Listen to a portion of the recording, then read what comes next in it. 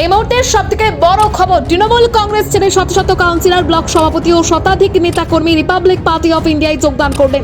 কলকাতার আরপিআই দলীয় কার্যালয়ে অনুষ্ঠিত এই যোগদান পর্বে উপস্থিত ছিলেন দলের ন্যাশনাল সেক্রেটারি মৃত্যুঞ্জয় মল্লিক এবং রাজ্য নেতা রাজু ঘোষ। অনুষ্ঠান থেকে রাজু ঘোষ দাবি করেন, আগামী 2 থেকে 3 মাসের মধ্যেই পশ্চিমবঙ্গের রাজনীতিতে দ্বিতীয় বৃহত্তম রাজনৈতিক শক্তি হয়ে উঠবে রিপাবলিক পার্টি অফ ইন্ডিয়া।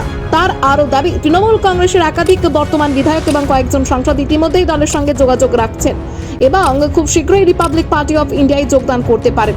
এছাড়াও আগামী 24শে জুলাই কলকাতার রানী রাসমণি রোডে আয়োজিত কর্মসূচিতে আরও বড় রাজনৈতিক চমক থাকবে বলেও দাবি করেন তিনি। চলুন এবার শুনে নেওয়া যাক এই বিষয়ে মৃত্যুঞ্জয় মল্লিক ও রাজু ঘোষ ঠিক কি বললেন।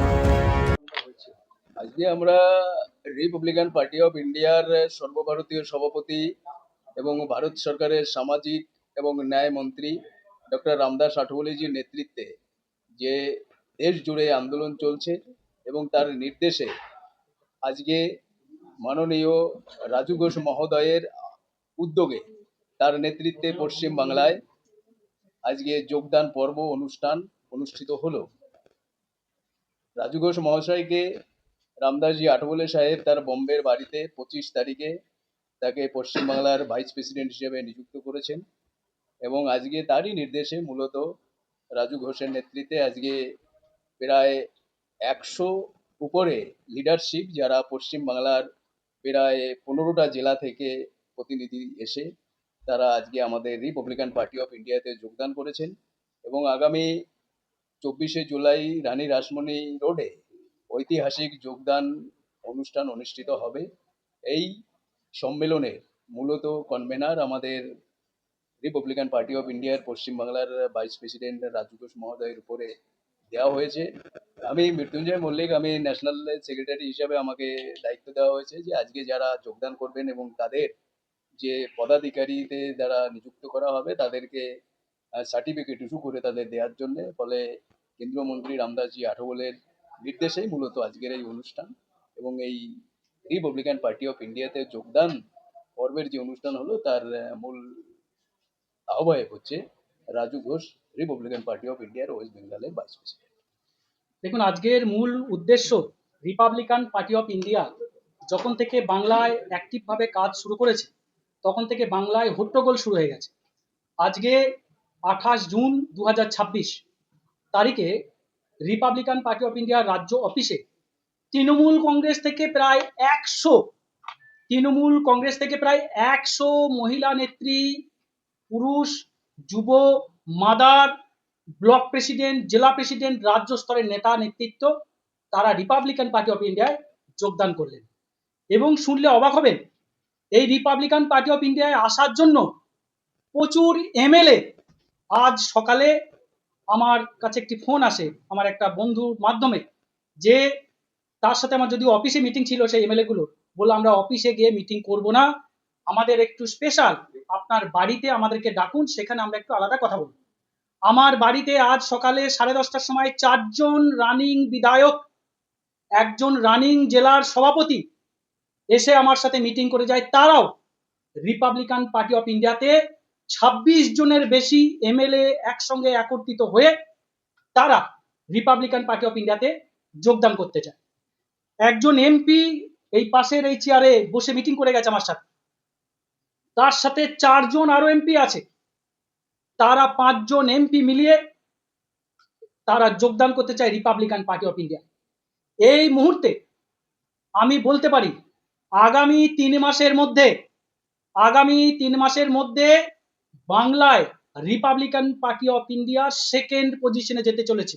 যেভাবে তৃণমূল কংগ্রেস থেকে দলে দলে লিডারশিপ ভেঙে তারা রিপাবলিকে যোগদান করতে আসছে, আরপিআই এ যোগদান করতে আসছে, কারণ এই দলটা বাবা সাহেব ভীমরাও আম্বেদকরের আইডিওলজিতে এই দল।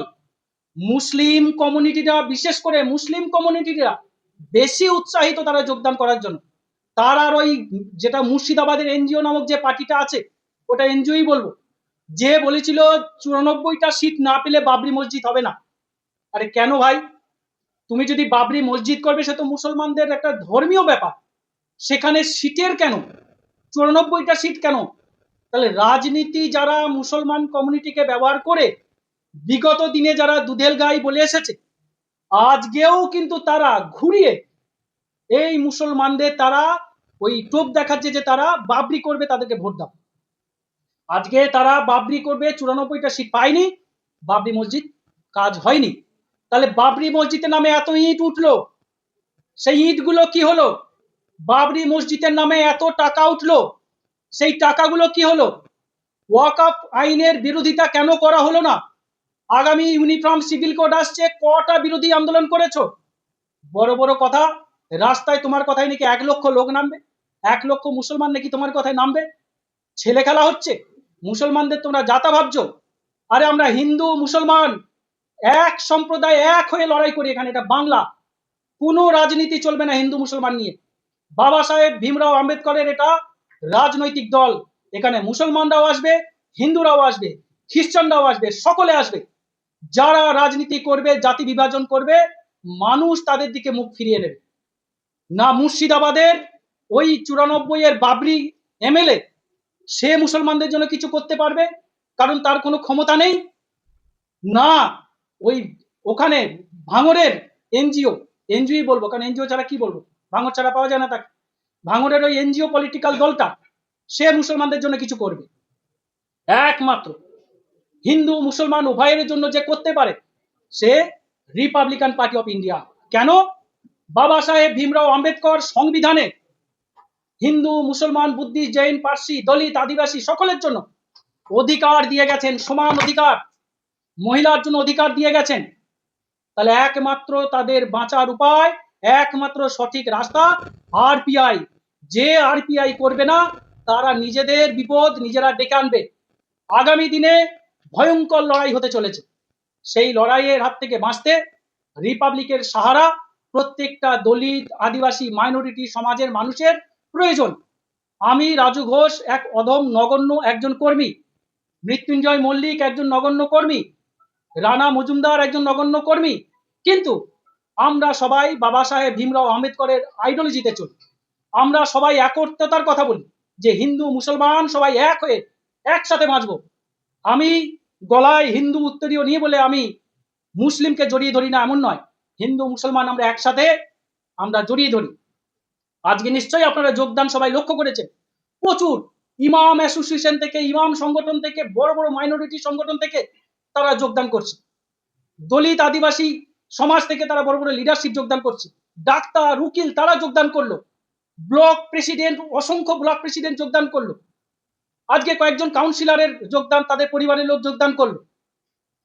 এই যে যোগদান, যে কর্মসূচি জেলায় জেলায় শুরু হলো, আজকে রাজ্য থেকে পরে জেলায় জেলায়, এটা আমি মনে করি আগামী 3 মাসের মধ্যে আমরা নাম্বার 2 হতে চলেছি। আগামী 2 বছরের মধ্যে আমরা 1 নম্বর পজিশনে হয়তো চলে আসতে পারি, এমনও সম্ভাবনা আমাদের রয়েছে। কারণ যে পরিমাণে বিধায়ক ভাঙার সম্ভাবনা রয়েছে বিভিন্ন দল থেকে, বিভিন্ন কারণে, তাতে করে আমরা আশা করতেই পারি যে খুব শীঘ্রই আমরা খুব বড় একটা জায়গায় বাংলার বুকে আসতে চলেছি। আগামী 24শে জুলাই যা লোক হবে, আমি চ্যালেঞ্জ করে বলতে পারি তৃণমূল কংগ্রেসকে, 21শে জুলাই যা লোক আপনারা ওখানে ধর্মতলায় জোগাড় করবেন, তার থেকে 1000 লোক বেশি হলেও আমরা 1000 হলেও বেশি আমরা লোক ধর্মতলার মাটিতে 24শে জুলাই আমরা জমায়েত করে দেখাবো। 24শে জুলাই আমাদের কেন্দ্রের মন্ত্রী, ন্যাশনাল প্রেসিডেন্ট শ্রী রামদাস আঠাওয়ালের উপস্থিতিতে একটা ভয়ঙ্কর সভা হতে চলেছে, একটা বিরাট যোগদান পর্ব হতে চলেছে। অসংখ্য এমপি, এমএলএ, কাউন্সিলর, জেলা সভাধিপতি তারা যোগদান করবে, জেলা প্রেসিডেন্ট যোগদান করবে, তার আগেও কিছু এমএলএ যোগদান করে নেবে। না, এগুলো যেগুলো আছে সবগুলোই তৃণমূলের এমএলএ, কারণ অন্য কোনো পার্টির এমএলএ নেই, তা বা তৃণমূল থেকে ভেঙে গেছে। এখন তো সব ভালো খারাপ নানান টাইপের তৃণমূল রয়েছে। আমাদের কাছে একটাই বক্তব্য, যারা ডিম খাওয়া এমএলএ, যারা ডিম খাওয়া কাউন্সিলর, সেইগুলো বাদে যারা যারা রয়েছে, তারা যদি নিজেদেরকে শুধরে নিয়ে রিপাবলিক পার্টি অফ ইন্ডিয়ার রামদাস আঠাওয়ালের নেতৃত্বে, বাবা সাহেব ভীমরাও আম্বেদকরের আদর্শে তারা যদি কাজ করতে চায়, আমাদের দরজা তাদের জন্য খোলা। যে কোনো এমএলএ, যে কোনো কাউন্সিলর, যে কোনো এমপি, যে কোনো জেলা সভাধিপতি, জেলা সভাপতি, সবাই স্বাগতম, ওয়েলকাম। শুধু ডিম যারা খেয়েছে, ডিম বাদে, ডিম চলবে না, ডিম বাদে সকলে আসবে। এই যে আপনারা পার্টি ফর্ম করছেন এবং সেখান না, থেকে এক মিনিট, এটা আপনার পার্টি ফর্ম হচ্ছে না, পার্টি 1956 সালে রিপাবলিকান পার্টি অফ ইন্ডিয়া তৈরি হয়েছে। এই পার্টি তৈরি করেছেন বাবা সাহেব ভীমরাও আম্বেদকর। এখন এই পার্টির ন্যাশনাল প্রেসিডেন্ট হলো রামদাস আঠাওলে, কেন্দ্রীয় মন্ত্রী, এবং তিনি ন্যাশনাল প্রেসিডেন্ট। বলুন আপনাদের লড়াইটা ঠিক কোন জায়গাতে হবে? কারণ আমরা সবসময় দেখি যে সরকার পক্ষের বিরোধিতা করে অন্যান্য পার্টিগুলো, কিন্তু আপনি মেনলি তৃণমূল সরকার বা তৃণমূলের এমএলএ এমপি তাদেরকে নিয়ে কথা বলছেন। বর্তমান সরকারের বিরুদ্ধে আপনারা কোন ঠিক। পরিচয় দেবেন? আমরা রিপাবলিকান পার্টি অফ ইন্ডিয়ার যে স্ট্যান্ড, মানুষের স্বার্থে, যেখানে বৃহৎ বাঙালি বাংলার স্বার্থে রয়েছে, যেমন 27 লক্ষ মানুষের নাম কাটা গেছে, তাদের হয়ে আমরা কেন্দ্র সরকার এবং রাজ্য সরকারের বিরোধিতা করব। আমরা হতে পারি এনডিএ শরিক, কিন্তু মানুষের স্বার্থে, 27 লক্ষ ভারতীয় ভোটারের স্বার্থে আমরা তাদের প্রয়োজন হলে বোঝাবো, বুঝিয়ে যদি না হয় বিরোধিতা করব। আমরা এদের হয়ে যাদের বস্তি উচ্ছেদ করা হয়েছে বা দোকান ভাঙা হয়েছে, ইতিমধ্যে মৃত্যুঞ্জয় দা বিভিন্ন ডিআরএমকে ডেপুটেশন দিয়েছেন, আমরাও তাদের হয়ে ডেপুটেশন দেব, তাদের হয়ে কথা বলবো। আমরা যেটা সমর্থক করব, যেটা সমর্থন করব, যেটা ভালো সেটা সমর্থন করব, যেটা খারাপ, যেটা মানুষ বিরোধী হবে, যেটা মানুষের জন্য খারাপ হবে, সেটা আমরা সমর্থন করব না। বাংলা রিপাবলিকান পার্টি অফ ইন্ডিয়ার স্টেট কমিটি আমরা এসআইআর এর বিরোধিতা করে আমরা প্রত্যেককে যাতে নাগরিকত্ব পায়, ভোটের কার্ড যাতে পুনরায় তাদের উদ্ধার হয়, সেই চেষ্টা করব, তাদের পাশে থাকবো, তাদের জন্য লড়াই করব। প্রত্যেকটা মানুষকে আবেদন করব যে তারা বাংলার প্রত্যেকটা 27 লক্ষ ভোটার, যারা জেনুইন ভারতীয় ভোটার, যাদের নাম বিভিন্ন কারণে কাটা গেছে, আপনারা সকলেই আগামী 24শে জুলাই 2026 ধর্মতলা রানী রাসমণি রোডে আসুন। প্রয়োজনে আমাদের একটা পার্টির হোয়াটসঅ্যাপ নাম্বার 8777838206, সেখানে আপনারা হোয়াটসঅ্যাপের মাধ্যমে বিভিন্ন জায়গা থেকে যোগাযোগ করুন। আপনাদের এলাকায় যে এলাকায় নাম কাটা গেছে, ধরুন আপনার নাম কাটা গেছে, কিন্তু আপনি জানেন আপনার এলাকায় আরো 200 জনের নাম কাটা গেছে, সেই 200 জনকে একত্রিত করুন, আমাদের সাথে যোগাযোগ করুন, আমরা লোক পাঠাবো।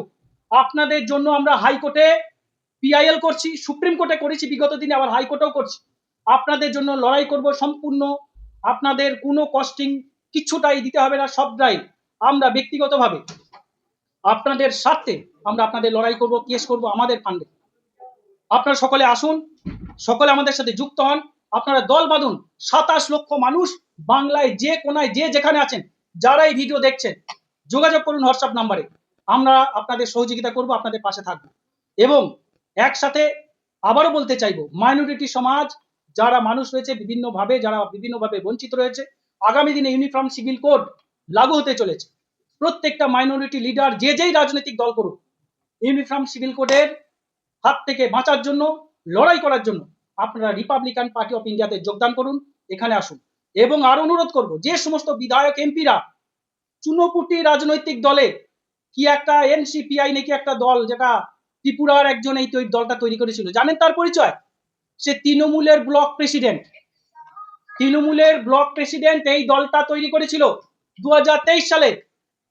সে একজন আমার তৃণমূলের একজন, সে ব্লক প্রেসিডেন্ট, সেই দলটা তৈরি করে সমস্ত বিধায়কদের সেখানে যোগদান করেছে। তৃণমূল থেকে তো তৃণমূলই আছে, তারা এনসিপিআই গেল কোথায়? নামটাই তো একটা এনজিওর মতো। অর্থাৎ ঘুরিয়ে তৃণমূল, ফিরিয়ে তৃণমূল, পিছন দিকে তৃণমূল, সামনে দিকে তৃণমূল, ভালো তৃণমূল, খারাপ তৃণমূল, এই সমস্ত দুমানামানি নাকানেকি না করে ডিরেক্টলি আপনাদের ভালো যারা ব্যক্তি, যারা স্বচ্ছ ব্যক্তি, যারা ডিম খাননি এখনো পর্যন্ত, তারা এখানে আসুন, রিপাবলিকে যোগদান করুন। রিপাবলিক পার্টি অফ ইন্ডিয়ার দরজা আপনাদের জন্য খোলা।